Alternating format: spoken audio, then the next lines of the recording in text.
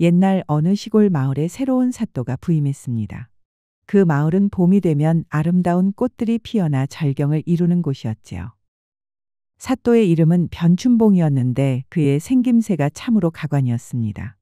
키는 7자가 넘어 일어서면 마치 하늘에 닿을 듯했고 어깨는 문짝만큼 넓어 사람들을 압도했습니다.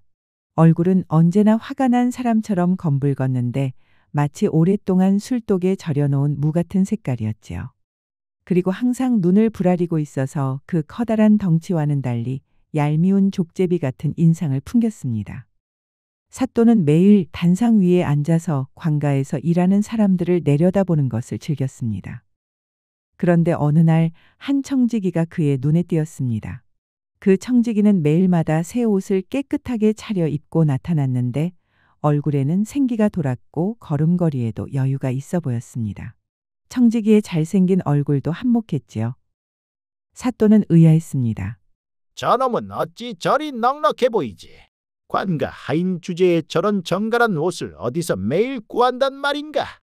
사또는 곧장 청지기를 불렀습니다. 여봐라! 당장 이리 올라와라!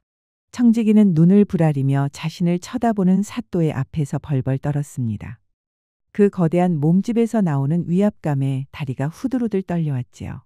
사또는 그 모습을 만족스럽게 바라보며 날카로운 목소리로 물었습니다. 네 이놈! 너는 관가에서 심부름이나 하는 청지기 주제에 무슨 재주로 매일마다 새 옷을 차려입고 오느냐? 설마 어디서 훔친 것은 아니겠지? 바른 대로 고하라! 사또의 날카로운 질책에 청지기가 황급히 무릎을 꿇으며 머리를 조아렸습니다. 훔친 것이라뇨? 그런 일은 절대 없사옵니다. 소인이 올봄에 꽃 같은 아내를 맞이했는데 아내의 바느질 솜씨가 뛰어나 이렇게 새 옷을 지어주는 것이옵니다. 그래. 알았다. 물러가거라. 청지기가 안도의 한숨을 쉬며 총총 물러나자 사또는 다른 하인을 불렀습니다. 방금 나간 청지기가 올 봄에 부인을 맞이했다고 하는데 내가 알고 있는 모든 것을 역력히 아뢰어라. 그러자 하인이 공손히 허리를 굽히며 말했습니다. 사또님, 저 자가 장가를 들고 나서 온 동네에서 한바탕 소동이 일어났사옵니다. 각 씨가 얼마나 아름답고 재주가 많은지 그 소문이 사방팔방으로 퍼져나갔지요. 하인은 잠시 숨을 고르고는 계속 말했습니다. 사람들이 입을 모아하는 말이 그 각 씨의 얼굴은 달 속의 선녀 같고 손재주는 하늘이 내려준 솜씨라 하옵니다.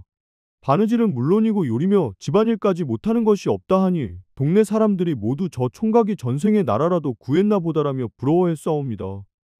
하인의 말에 사또가 의자 손잡이를 내리치며 눈을 부라렸습니다. 아니, 미천한 청지기 놈에게 그런 아내가 있단 말이냐? 사또의 눈에서 탐욕스러운 빛이 번뜩였습니다. 하늘이 눈이 멀었구만.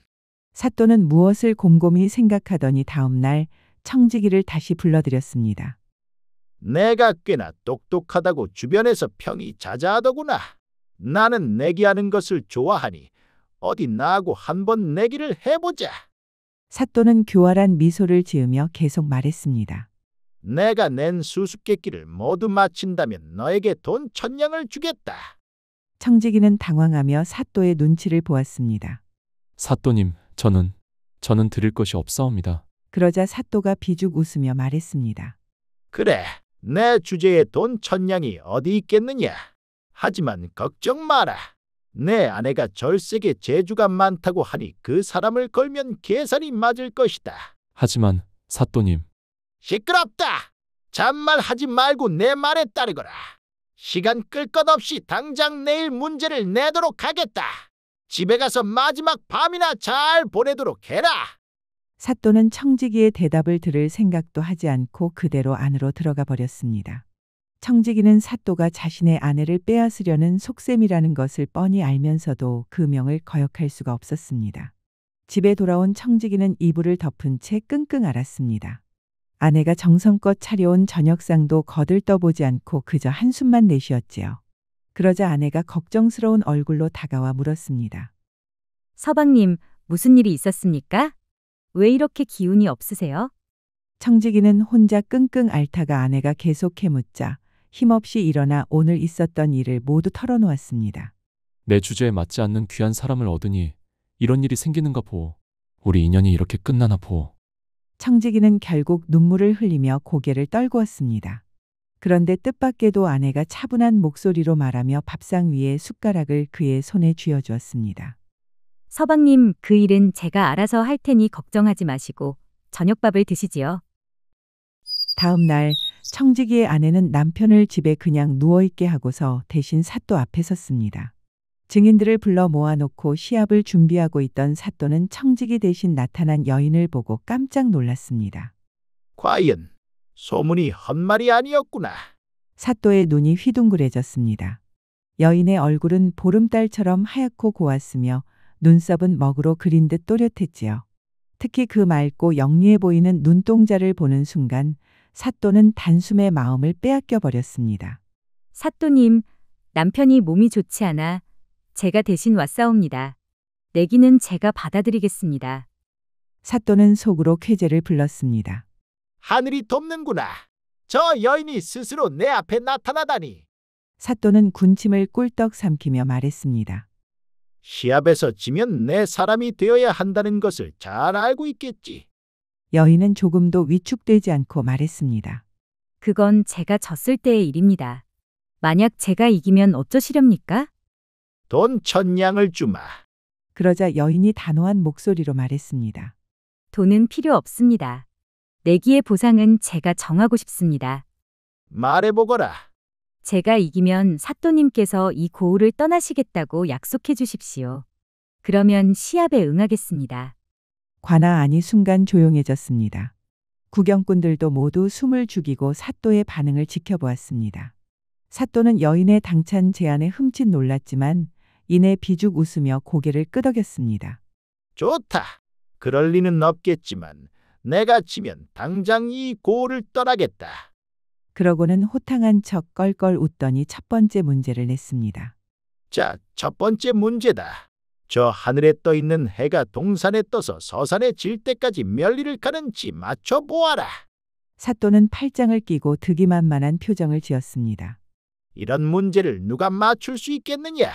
이건 내가 이긴 시합이다. 구경꾼들도 고개를 갸웃거렸습니다.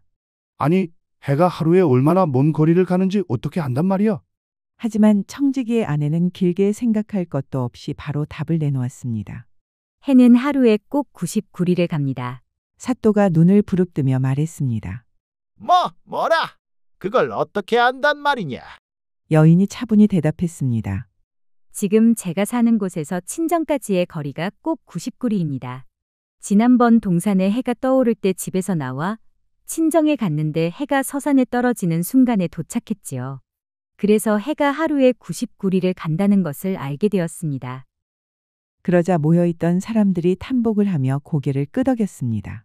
똑똑하다는 소문이 참말이었구나. 그런 방법이 있다니 정말 기가 막히네. 사람들이 수군거렸습니다. 당황한 사또의 얼굴이 벌겋게 달아올랐습니다. 하지만 그도 인정할 수밖에 없는 답변이었지요. 사또는 마음이 조급해져서 얼른 다음 문제를 냈습니다. 좋다, 좋아. 두 번째 문제를 내마. 사또는 손을 들어 관아뜰 한쪽에 있는 나무 한 그루를 가리키며 말했습니다. 저기 저 배나무 가지마다 참새가 빼곡히 앉아 있는 것이 보이느냐? 저 참새가 모두 몇 마리인지 맞춰보거라. 모든 사람들이 일제히 그 나무를 쳐다보았습니다. 크고 작은 가지마다 참새들이 종종거리며 앉아 있었는데 그 수가 얼마나 많은지 세어보기도 어려워 보였습니다. 사또는 속으로 웃음을 터뜨렸습니다. 이번엔 절대 맞출 수 없을 것이다. 하지만 여인은 이번에도 서슴없이 대답했습니다. 모두 391마리입니다. 뭐라고?